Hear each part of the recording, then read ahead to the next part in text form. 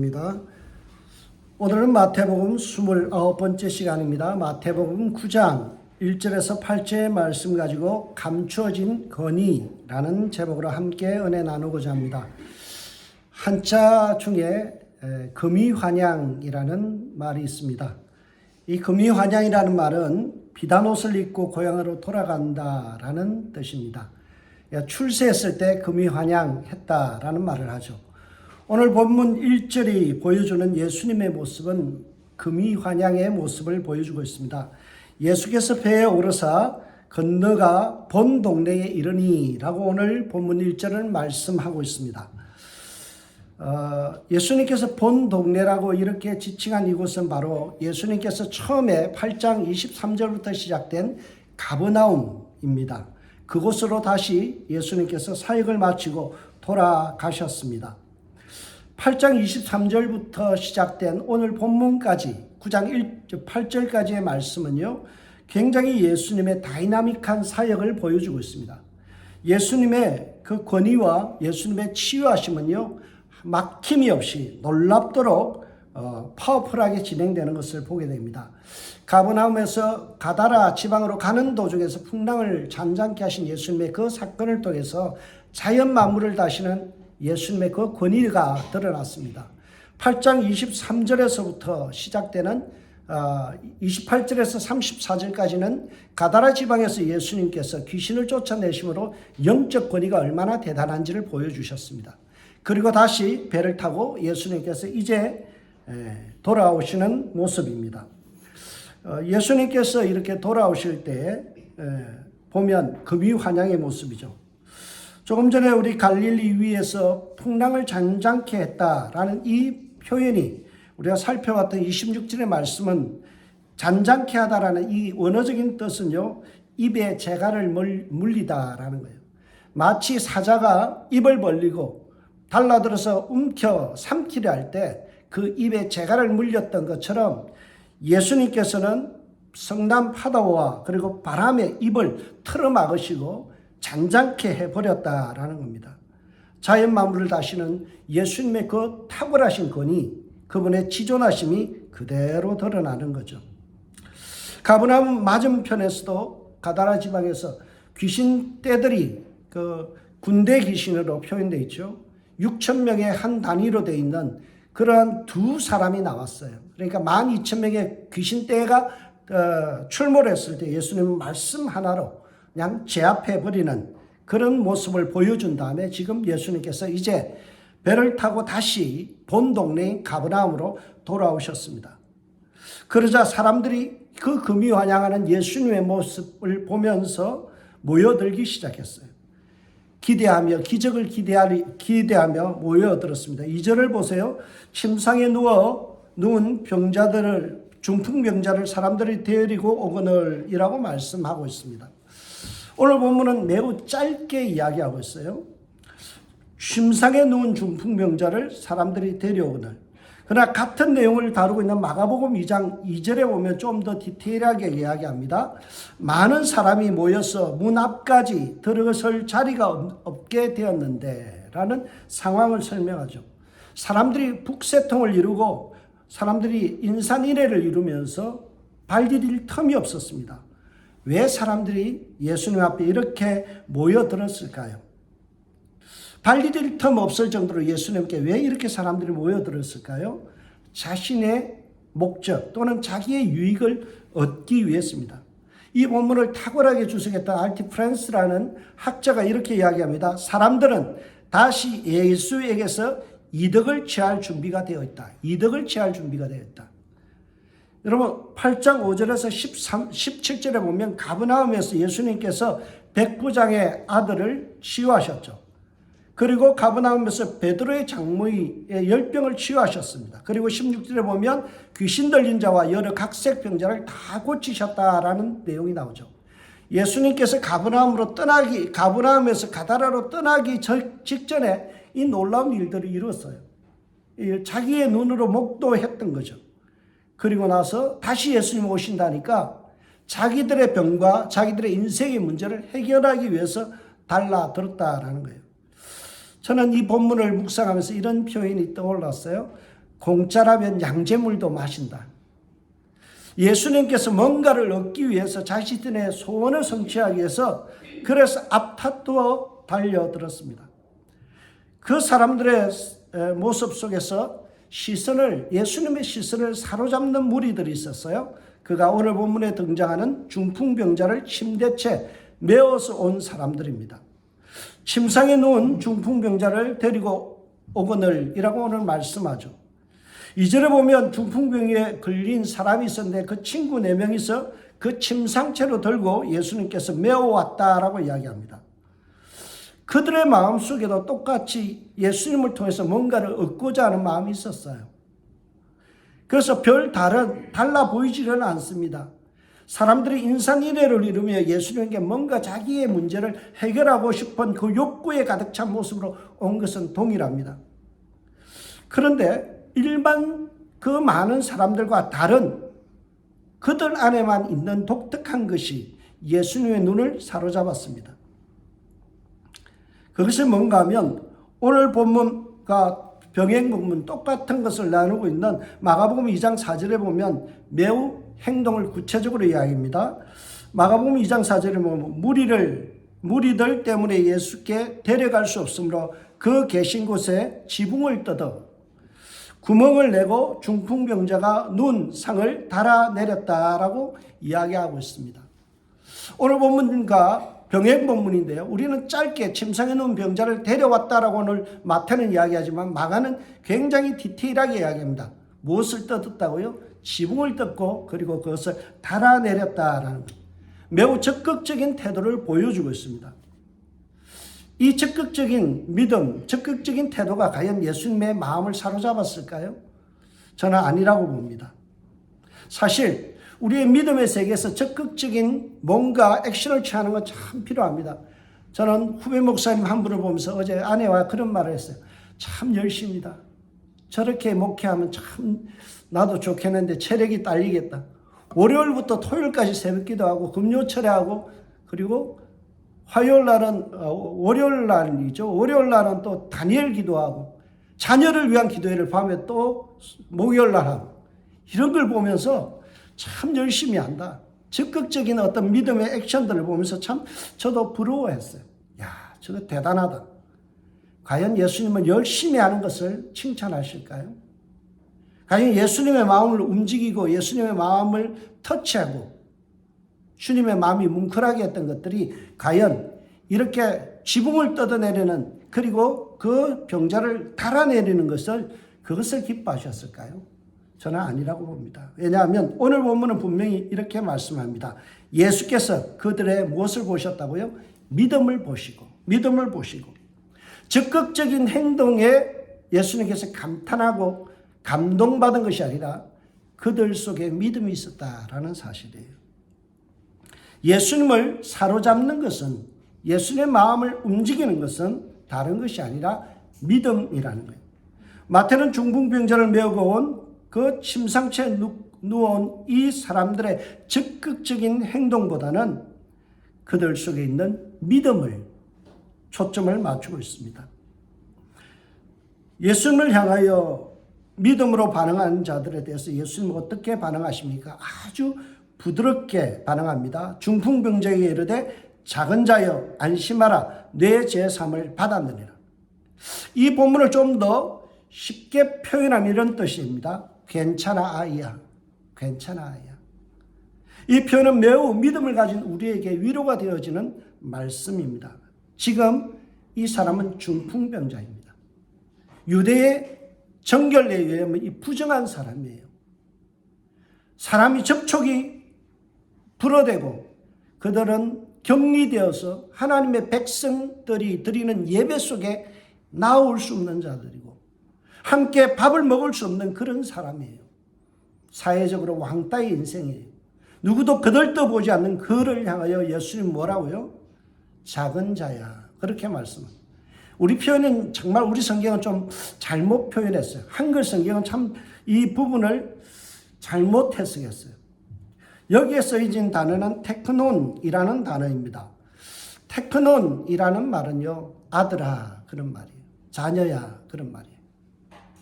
지금 예수님은요, 이 중풍병자를 향하여 뭐라고 이야기하는가 하면 아들아, 내 아들아 라고 말씀하시는 거예요. 복음서에서 이 테크논이라는 단어는 전부 다가 자기의 아들을 지칭할 때 사용되었어요. 예수님은 사람들이 전부 다 왕따시키고 너는 쓸모없는 인생이다라고 지탄하고 멀리하고 그리고 그를 쫓아내올 때 예수님은 이 사람을 향하여 너는 내 자녀다, 하나님의 자녀다라고 말씀해 주시고 안심하라. 우리 한글 표현보다는 더 괜찮은 건 괜찮아 그런 뜻이에요. 괜찮아. 내가 몹쓸 질병에 걸렸다 할지라도 넌 여전히 믿음이 있기 때문에 내 하나님의 자녀야 라는 뜻이에요. 여러분, 우리는 때로는요 병들 수 있습니다. 때로는 우리가 세상 사람들에게 지탄받을 수도 있고요, 사람들이 나를 싫어할 수도 있습니다. 때로는 우리를 부정한 자로 취급해서 멀리할 수도 있습니다. 세상은 우리를 버릴 수 있지만 믿음을 가진 우리를 향하여 주님은 뭐라고 부르시는가 하면 테크논, 너는 내 자녀다. 너는 하나님의 자녀다. 괜찮아. 세상 사람들이 다 손가락질해도 괜찮아. 외형적인 그 병이나 외형적으로 볼 때 쓸모없는 인생이 그게 문제가 되지 않아. 하나님 앞에는 믿음이 있으면 된 거야. 그런 뜻이에요. 여러분, 이 말씀은 우리에게 굉장한 위로를 주고 있다는 사실. 여러분, 하나님의 자녀가 된다는 것은 엄청난 축복이고 하나님의 자녀가 된다는 것은 엄청난 하나님의 권세를 우리가 부여받은 거예요. 여러분, 믿음으로 예수 그리스도께 나온 이 사람을 향하여 예수님은 괜찮아, 너는 내 자녀야 라고 하시면서 무슨 말씀을 하는가 하면 죄 사함을 받았느니라 라고 말씀하죠. 이 시제를 보면요 어떻게 되어 있는가 하면 현재형으로 되어 있어요. 믿음으로 나왔을 때 예수님 앞에 나온 그 시점에 주님은 뭐라고 이야기하는 거면 너는 죄 사함을 지금 받고 있다라는 거예요. 여러분, 예수 앞에 나오면 우리의 모든 죄가 사해집니다. 이게 믿음이에요. 세상에 이전에 어떤 죄를 지었던 그것은 주님 앞에 나오는 순간 모든 죄가 사함을 받는다라는 사실이에요. 그래서 우리는 이 놀라운 그 믿음의 보상으로 받게 되는 이 죄사함의 권세, 죄사함의 능력을 우리는 누리는 자들이다라는 거예요. 믿음에 대한 보상은 하나님의 자녀가 되는 권세를 우리가 받는 그 놀라운 축복이에요. 이렇게 예수님께서 중풍병자에게 말씀하시고 너는 내 자녀다, 너는 죄사함을 받았다라고 했을 때 예수님의 말씀에 화들짝 놀란 무리들이 있었습니다. 그가 바로 유대교 신학자인 서기관들입니다. 서기관이라는 말은 성경을 연구하고 필사하고 그것을 주석하는 일을 하는 사람들이 서기관들이에요. 예수님의 말씀이 굉장히 귀에 거슬렸습니다. 3절에 보면 어떤 서기관들이 속으로 이르되 이 사람이 신성을 모독하는도다. 지금까지 예수님께서 하신 말씀에 대해서 이 서기관들이요 이제는 발톱을 숨기고 있다가 드러내며 예수님을 핥히려 달라들고 있습니다. 마태복음에서 처음으로 예수님과 서기관들의 논쟁이 시작되는 첫 장면입니다. 예수님께서 죄를 산다라고 했을 때 바리새인 서기관들은 즉각적으로 예수님을 향하여 거칠게 공격하기 시작합니다. 이빨을 드러내고 나고 서기관들은 이제 예수님을 물어뜯으려 하고 있습니다. 왜 구약 성경을 그렇게 끼고 살고 주로 서기관들은 창세기, 출애굽기, 레위기, 민수기, 신명기까지는 다 암송하는 사람들이에요. 13살 이전에 이렇게 훈련을 받아요. 그러니까 성경을 완전히 외우고 있는 그들이 이 예수님을 향하여 예수님께서 신성을 모독했다라고 했을까요? 그것은 쉽게 말해서 하나님을 사칭했다라는 겁니다. 신성 모독이라는 것은 예수님이 하지 말아야 될 일을 했는데 그것이 하나님의 영역의 일을 했다라는 거예요. 그게 뭐예요? 죄 사함. 죄 사하는 권세는 누구에게만 있다고요? 바로 하나님에게만 있다라고 서기관들은 그렇게 알고 있었습니다. 구약 성경에는 죄를 사하는 권세는 오직 하나님밖에 없어요. 그래서 오늘 본문과 똑같은 본문을 다루고 있는 마가복음 2장 7절에 보면 이 부분 속에서 이 말을 서기관들이 내뱉어요. 오직 하나님 한 분 외에는 누가 능히 죄를 사하겠는가? 그러니까 서기관들 입장에서는 죄 사함을 선언하는 것은 하나님의 영역인데 왜 예수 네가 그런 일을 하느냐라는 거예요. 백보양배에서 대제사장이 1년에 한 번 대속죄일에 성소에 들어가서 백성의 죄를 사하는 그 의식을 할 수 있는 것은 대제사장밖에 없는데 너는 대제사장도 아니면서 주제넘게 월권하여서 이런 일을 하느냐라고 다 그렇게 예수님을 향하여 질책하고 있습니다. 그런데 예수님은 부정하다고 여기는 이 중풍병에 걸린 사람을 향하여 죄사함을 받았다라고 그렇게 주님께서 선언해 버렸죠. 서기관들의 입장에서는 도저히 용납할 수 없는, 받아들일 수 없는 그런 일이었습니다. 왜냐하면 유대인들의 입장에서는요, 병이 걸리면 그것은 곧 죄의 문제로 해석했어요. 그래서 병 걸렸다 그러면 저 사람 죄인이다. 뭔가 하나님 앞에 죄를 지어서 벌을 받는 것이다 라고 그렇게 생각을 했어요. 그러니까 이 중풍병은 어떤 의미가 있는가 하면 하나님 앞에 벌 받은 사람, 죄가 있어서 벌을 받고 있는데 그를 향하여 어떻게 죄 사함을 받았다라고 이야기할 수 있느냐라고 따지는 거죠. 서기관들의 입장에서는 도저히 수용할 수 없는 입장입니다. 그리고 그들은요, 어떤 신앙이 있었는가 하면 우리 같은 사람만 천국 간다라는 확신이 있었어요. 서기관들과 종교적인 열심을 가진 사람들, 바리새인들은요, 자기들만 천국 간다라고 믿었어요. 자기들만 하나님의 자녀라라고 생각했습니다. 여러분, 서기관들이 하는 일이 뭐라고 그랬어요? 주로 구약 성경을 그대로 베껴서는 필사를 하거나 또는 이 성경이 어떤 의미가 있는지를 해석해주는 오늘날 신학자 같은 신학교 교수 같은 일을 하는 거예요. 그들은 굉장히 성경을 깊이 연구하는 자들입니다. 성경 말씀을 오래 연구하고 그리고 그것을 풀어 가르치는 사람들이죠.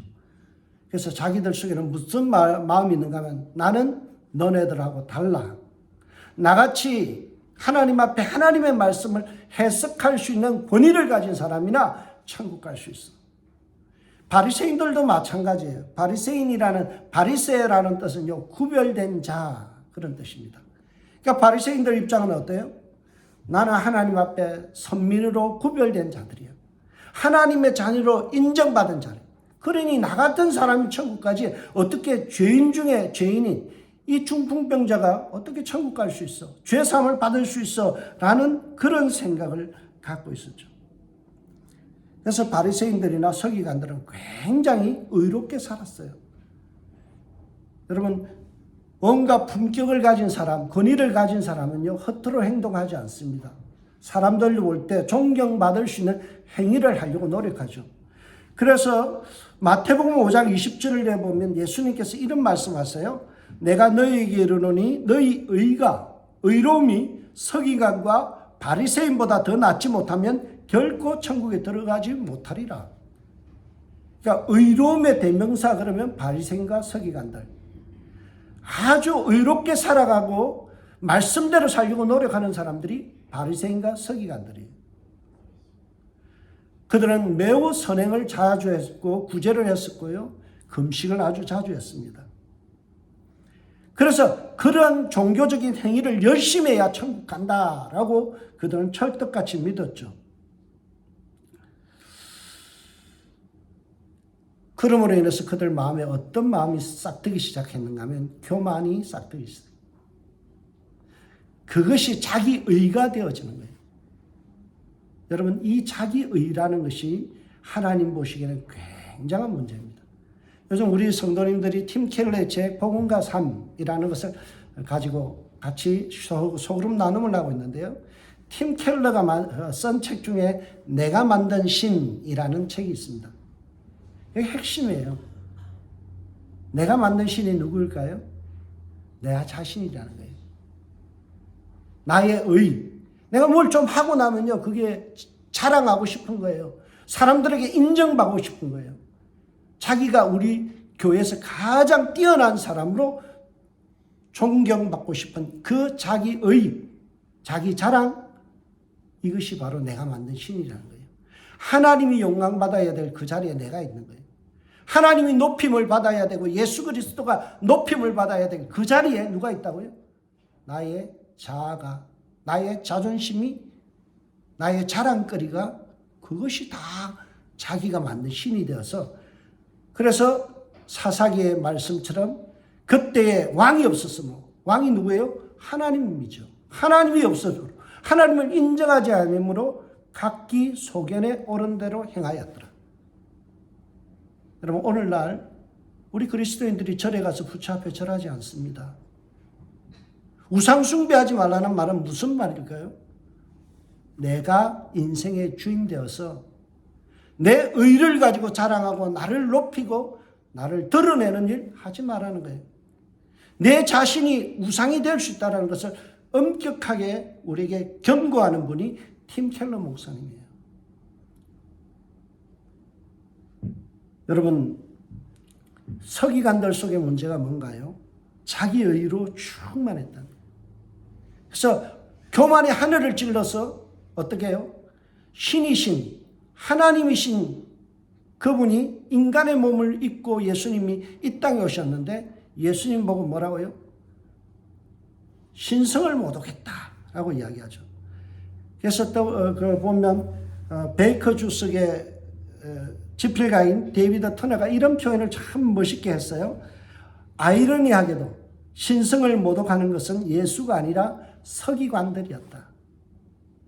서기관들은 예수님 보고 신성을 모독했다, 하나님 모독했다 그랬는데 정작 신성을 모독한 것은 예수님이 아니라 서기관들이었다. 왜요? 예수님은 하나님이시기 때문에. 성자의 예수님은 하나님이시기 때문에 그분을 향하여 신성을 모독했다라고 그렇게 판단하고 말하는 것은, 그것은 바로 잘못된 행동이다라는 거예요. 여러분, 성경 마태복음 12장 6절에 뭐라고 이야기합니까? 성전보다 크신 이가 여기 계시니라. 유대인들, 특히 서기관과 바리새인들은요, 성전을 거룩한, 성전이잖아요, 거룩한 곳이라고 생각하죠. 그런데 그 거룩함보다 더 탁월하신 분이 누구라고요? 예수님이시다라는 거예요. 여러분, 우리 교회는 예수님만 예배할 수 있길 주의 이름으로 축복합니다. 나의 삶의 모든 것 내려놓고 내 주 대신 예수께 나아가. 이게 신앙이에요. 내가 그리스도와 함께 십자가에 못 박혔나니 그런즉 이제는 내가 산 것이 아니요 그리스도께서 사신 것이라. 여러분, 누가 내 안에 살아계셔야 돼요? 예수님이. 내가 주인 삼은 그 모든 거 내려놔야 돼요. 내 아들이 주인이 되고요, 내 돈이 주인이 되고 내 인생의 가치관이 주인이 되는 것이 아니라 내가 주인 삼은 모든 것 내려놓고 내 주 대신 예수께 나아가 그분 앞에 부복하고 그분을 찬양하고 예배하는 것이 진짜 신앙이에요. 우리가 이 신앙을 잃어버렸기 때문에 어때요? 교회 오면 교만한 사람들이 생기는 거예요. 하나무인이 생기는 거예요. 뭔가 조금 하고 나면요, 알아주기를 원하고 칭찬받기를 원하고 위세 떨기를 원해요. 바리새인과 서기관 같은 사람들이 바로 그런 사람이죠. 성전보다 크신 예수님, 우주보다 크신 예수님, 우주 만물을 창조하신 그 주님을 예배하고 그분을 높여야지 우리가 다른 사람을 교회 중심에 둬서는 안 됩니다. 목사라 할지라도 장로라 할지라도 우리는 주님만을 높이는 자들이 되어야 돼요. 그것이 참된 교회인 줄 믿습니다. 예수님과 서기관들의 논쟁이 팽팽했습니다. 그렇게 팽팽한 기류가 흐르고 있는데 이쯤 되면 누가 등장해야 되나요? 주변에 있는 예수님의 제자들이 등장해서 예수님께 힘을 실어주는 발언들을 해야 되잖아요. 근데 제자들은 구경꾼으로만 서 있습니다. 꿀먹은 벙어리처럼 아무 말 하지 않아요. 8장 27절에 보면 그런 예수님과 배를 타고 가다 풍랑을 잔잔케 한 예수님을 보면서 이구동성으로 이런 말을 하죠. 그 사람들이 놀랍게 여겨 이르되 이가 어떤 사람에게 바람과 바다도 순종하는가. 제자들의 입에서 예수님의 권위를 봤어요. 풍랑을 잔잔케 하는 예수님의 그 권위 앞에서 야 대단하다라는 사실을 고백했습니다. 그런데 8장 28절 이후에서부터 시작해서 등장하는 내용에 보면요, 귀신을 쫓아내는 그 치유하시는 과정에도 제자들은 등장하지 않습니다. 또 가버나움에서 돌아와 중풍병자를 고치는 이 상황에서도 전혀 제자들의 역할이 조명되지 않습니다. 예수님께서 이 서기관들에게 이렇게 공격을 당하면 변호하는 말을 해야 제자잖아요. 그런데 그들은 침묵하고 있다는 사실이에요. 마태는 지금 이 본문을 읽는 우리에게 말합니다. 너는 지금 방관자로 있느냐? 그러면 제자 아니다라는 거예요. 하나님의 교회가 공격을 당하고 예수의 이름이 모독을 당할 때 우리가 가만히 있다라는 것은 제자다운 모습이 아니다라는 거예요. 노래 가사 중에 이런 노래 가사가 있어요. 그것을 패러디하면 이렇습니다. 제자인 듯 제자 아닌 제자 같은 너. 그런 유행가가 있어요. 애인 아닌 애인 같은 너 뭐 이러더라고요. 여러분 생색은 무늬만 제자인 거예요. 겉으로는 제자라고 주님 옆에 서성거리고 완장차고 열심히 돌아다니는데 어때요? 정작 예수님 고난 당할 때는 도망쳐버리고 입 다무는 사람들. 오늘 마태는 그것을 지적하는 거예요. 사실 예수님의 제자 마태도 주님이 십자가 졌을 때 도망쳤던 사람이에요. 자기의 뼈아픈 그 경험을 토대로 해서 지금 우리의 영적인 상태를 지적하고 있는 것입니다. 과연 우리는 주님의 공동체를 위해서, 주님의 영광을 위해서 물러서지 않고 주님의 공동체를 지키며 주님의 영광을 수호하고 있는가라는 거예요.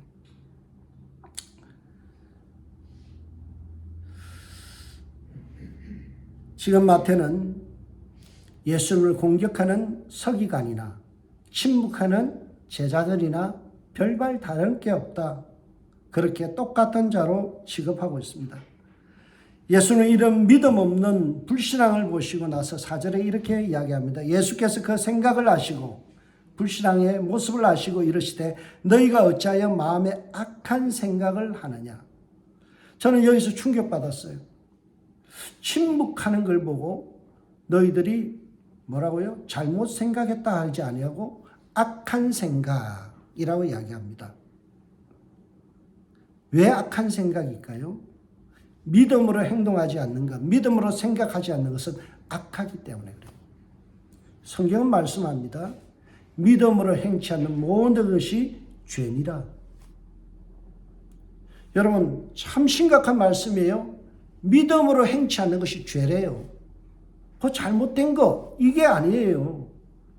좀 미성숙하다 이렇게 표현하지 않아요. 믿음으로 행하지 않는 것은 죄다라고 성경 말씀하죠. 심각한 말씀이에요. 여러분 우리가 정말 믿음의 사람인가? 믿음으로 생각하는가? 믿음으로 결정하는가? 내가 믿음을 행치 않는 모든 것이 죄가 된다라는 사실이에요. 여러분 어떤 상황이 있을 때 우리는 무엇을 기준으로 삼아서 생각하고 말해야 될까요? 믿음의 관점에서. 믿음 없이 행동하는 것, 믿음 없이 하는 것은 모두가 죄다라는 거예요. 여러분 우리도 서기관들 같이 예수님을 하나님의 아들로 인정하지 않고 믿지 않을 수 있습니다. 예수님의 권위가 얼마나 대단하신 분이고 그분이 얼마나 탁월하신 분인지 인정하지 않을 수 있습니다. 그냥 좋은 선생님으로 인정할 수 있어요. 그것은 연약한 생각이나 미숙한 생각이 아니라 죄된 생각, 악한 생각이다라는 거예요. 그래서 예수님이 이렇게 믿음 없는 자들을 대표하는 서기관들을 향하여 이렇게 말씀합니다. 내 죄삼을 받았다는 말과 일어나 걸어가라는 말 중에 어느 것이 쉽겠느냐? 그러나 인자가 세상에서 죄를 사는 권능이 있는 줄 너희로 알게 하려 하노라. 여러분, 어느 것이 더 쉬울까요? 죄 사는 것 1번, 2번 중풍병자를 고치는 것. 여러분, 오늘 본문을 우리가 좀 더 깊이 연구해 보면요, 예수님은 둘 다 쉽다 그런 뜻이에요. 오늘 본문은 어느 것이 쉽겠느냐, 이 질문이 우리에게는 어떻게 들려져야 하면 둘 다 쉽다. 유대인들은 어떤 식으로 할 때요, 표현할 때 A와 B 중 어느 것이 더 쉽겠느냐, 이 말은요, 그 어려운 것을 해낸다면 자연적으로 쉬운 것도 할 수 있다 그런 뜻이에요. 우리가 이전에 마태복음 볼 때 6장 26절에 그런 표현이 나죠. 천방지축 날아다니는 새들도 먹이시는 하나님, 그분이 너희도 먹이시지 않겠느냐. 여러분, 우리는 그냥 밥상 차려주면 앉아서 먹잖아요. 새들은 천방지축 하늘을 날아다닙니다. 그 새 불러서 먹이를 준다는 것은 쉬운 일이 아니죠. 아무 길쌈도 안 하고 아무것도 하지 않는 그 새들을 먹이시는 하나님이라면 인간 정도 먹이는 것은 아주 쉬운 일이다 이런 거예요. 어느 것이 쉽겠느냐 이 말은 예수님에게서 둘 다 쉽다 이게 정답이에요. 왜요? 주님은 권위가 있는 분이고 주님에는 능력이 있기 때문에 그랬어. 그래서 죄를 사하는 권능은요, 권능을 가지면 자연적으로 병을 고칠 수 있는 거예요. 왜냐하면 죄를 사하는 것은 하나님만이 할 수 있거든. 하나님에게서 병 고치는 일은 우스운 거예요. 너무 쉬운 거죠. 역으로 말하면 병을 고쳐내는 능력이 있다는 것은 그분이 메시아이심을 증명하는 것이죠. 그래서 데이비드 터너라는 학자가 이 이야기를 합니다. 죄를 사는 권위를 입증하기 위해서 사람을 고치신다. 예수님께서 오늘 병자를 고친 이유는 뭐예요? 자신이 하나님의 아들이심으로 인하여 죄 사는 권능이 있는 그것을 드러내 증명해 보이기 위하여 중풍병자를 단번에 고치셨다라는 사실이에요. 예수님은 장애를 고쳐주심으로 자신이 누구인지를 드러내시는 거예요. 그래서 중풍병자를 고쳐버렸습니다. 6절에서 7절을 보세요. 중풍병자에게 말씀하시되 일어나 내 침상을 가지고 가라 하시니 그가 일어나 집으로 돌아가거늘. 여러분, 오늘 이 본문은 표면적으로 중풍병자를 고치는 사건이지만 그러나 심층적으로 무엇을 드러내는 거예요? 예수님이 누구신가? 죄를 사하는 권세가 있는 분임을 드러내는 거죠. 우리 표현에 수박 겉핥기라는 표현이 있어요. 여러분, 수박 겉을 열심히 핥아봐야 단맛을 느낄 수가 없습니다. 수박을 쪼개서 그 안에 있는 그 빨간 내용물을 맛봐야죠. 오늘 본문을 우리가 읽으면서 예수님은 중풍병자를 고칠 수 있는 분이구나. 그래서 우리가 우리의 질병과 우리의 연약함을 고쳐달라고 주님 앞에 나오면 안 되는 거예요. 우리는 그보다 더 본질적으로 이 죄를 유발하게 우리 병을 유발하게 만든 이 죄의 문제를 해결하시는 예수님 앞으로 나와야 됩니다. 여러분이 예배 드리러 온다는 것은 바로 그런 의미입니다.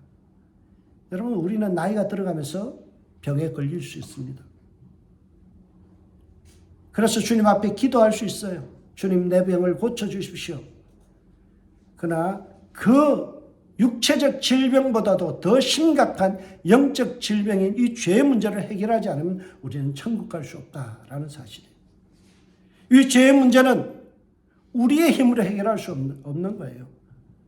오직 예수 그리스도만이 우리를 위하여 대속하여 주시는 이 십자가의 은혜로 보혈로 말미암아 우리가 죄 사함 받고 주님 앞에 하나님 앞에 나가서 천국 백성 될 수 있는 거예요. 그래서 우리가 오늘도 우리의 질병인 육체의 질병뿐만이 아니라 주님, 이 육체의 질병을 유발시켰던 이 죄의 문제를 주님 해결해 주시옵소서. 이것을 우리가 주님 앞에 기도할 수 있어야 돼요. 예수님은 누구신가요? 마태복음을 시작하면서 마태복음 1장 21절에 이렇게 이야기합니다. 그가 자기 백성을 그들의 죄에서 구원할 자이십니다. 예수님이 누구라고요? 자기 백성, 하나님의 백성들을 죄에서 구원할 자이십니다. 이것이 오늘 본문의 해답이에요. 예수님은 어떤 분이신가요? 죄를 사하는 권세를 가지신 분이다 라는 사실이에요. 우리는 단순히 중풍병자를 고치는 사건 때문에 이 신유에만 집중하면 안 돼요. 치유에만 집중하면 안 돼요. 그분은 우리 죄를 사하시는 분이죠. 마태복음을 쭉 읽어가면서 우리는 이 예수님의 권위에 대해서 우리가 느낄 수 있습니다. 8장에서 바람과 바다를 잔잔케 하시는 예수님의 그 모습을 통하여 자연 만물을 다스리시는 예수님의 권위가 드러났습니다. 귀신 들린 자를 단번에 고치심으로 인해서 영적인 파워를 가지시고 영적 권위를 가진 예수님의 모습을 우리는 살폈습니다.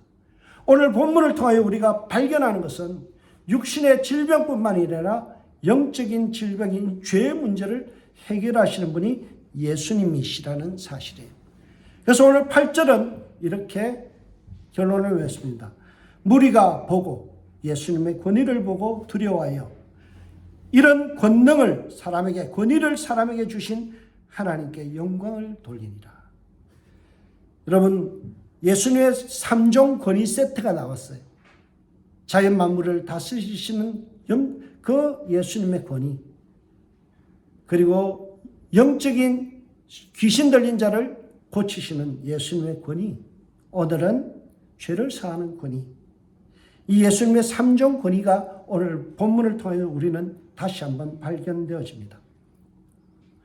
무리들이 예수님의 권위 앞에서 놀랐다, 까무라쳤다라는 표현이 정확한 표현입니다. 그들이 보고 까무라쳐서 뭐라고요? 이런 권능을 사람에게 주신 하나님께 영광을 돌리리라. 여러분, 예수님의 권위는 참으로 대단합니다. 견줄 수 없는 예수님의 탁월한 권위이십니다. 그 권위 앞에 사람들은 까무라치고 놀랐습니다. 두려워 하나님께 영광을 돌리니라. 그런데 놀라운 사실이 있습니다. 그 놀라운 권위를 우리에게도 나눠주셨다라는 사실이에요. 여러분, 마태복음은 28장으로 구성되어 있습니다. 마태복음 28장 18절에서 19절에 보면 이런 말씀이 있어요. 하늘과 땅의 모든 권세, 여기 권세라는 말이 엑수시아, 권위를 내게 주셨으니, 너희에게 주셨으니, 그러므로 너희는 가서 모든 족속으로 제자를 삼아 아버지와 아들과 성령의 이름으로 세례를 주고 내가 너희에게 분부한 모든 것을 가르쳐 지키게 하라. 볼지어다 내가 세상 끝날까지 너희와 항상 함께 있으리라 하시니라. 여러분, 예수님만 탁월한 인생을 살 수 있는 게 아니에요. 하나님의 자녀로 부름받은 우리 믿음의 사람에는 믿음에는 능력이 따르는 거예요.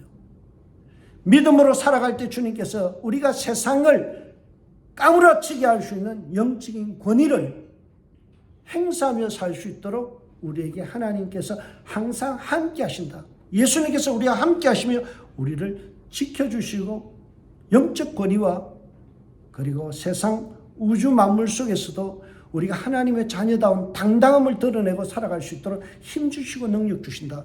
그것이 마태복음의 결론입니다. 세상 많은 것들이 우리를 두렵게 하고 떨게 하고 힘들게 할 때 여러분, 이 말씀 잊지 마세요. 하늘과 땅의 모든 권세가 우리에게 있다. 그 권세를 주신 예수님이 대단한 분이신데 그분이 나와 영원히 함께 하신다.